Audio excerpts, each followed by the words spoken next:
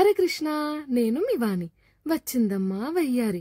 ముచ్చటగా 3 వారాలు చేసింది కనిపించనీకి మళ్ళా అనుకుంటున్నారులే. అట్లే ఉంటదమ్మా ఈ వయ్యారితోని. కాలభైరవుడు కనిపించిండు పొద్దున్నే, దర్శనం చేసుకోండి. సో ఏందమ్మా వీడియో తీస్తున్నావు, ఎక్కడ ఇది ఏంటి కథ అనుకుంటే, ప్రపంచంలో కొన్ని వింతలు జరుగుతాయి.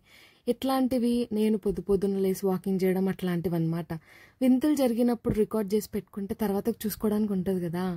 సో మా ఆయన చేతిలో చెయ్యేసి మరీ నన్ను వాకింగ్కి తీసుకొని వెళ్ళండు పొద్దున. ఈ వాతావరణం చూసి చాలా రోజులయ్యి ఆశ్చర్యపోయిన, ఇంత బాగుంటుందా పొద్దున అని చెప్పి. అందరికీ చెప్తా పొద్దున ఛాయ్ తాగొద్దు అని, నేను కూడా తాగను. కానీ మా ఆయనకి చెప్పలేకపోతున్నా. సరే ఒక్కసారికి తాగు, ఏం చేస్తామని చెప్పి స్వీట్ వార్నింగ్ ఇచ్చిన. మేం ఛాయ్ తాగుతున్నాం, ఆపోజిట్లో ఫ్రెష్గా పాలు దొరుకుతుంటే ఇంట్లోకి పాలు కావాలి, పెరుగు కావాలి అని చెప్పి కొనుక్కొని ఇంటికి రిటర్న్ అయిపోతున్నాం.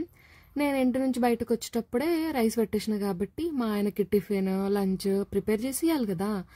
ఇంకా అన్నం పొల్లు చేసేసి, మా ఆయనకి టిఫిన్ బాక్స్లో పప్పు చారు ఇట్లాంటివి నచ్చవు, ఫ్రైడ్ రైస్ టైప్లోనే ఇష్టపడతాడు. సరే అని చెప్పి మెంతం కూర టొమాటో ఫ్రైడ్ రైస్ చేసి ఇచ్చిన. కొంచెం డిఫరెంట్గా అయింది కానీ చాలా బాగుంది టేస్ట్.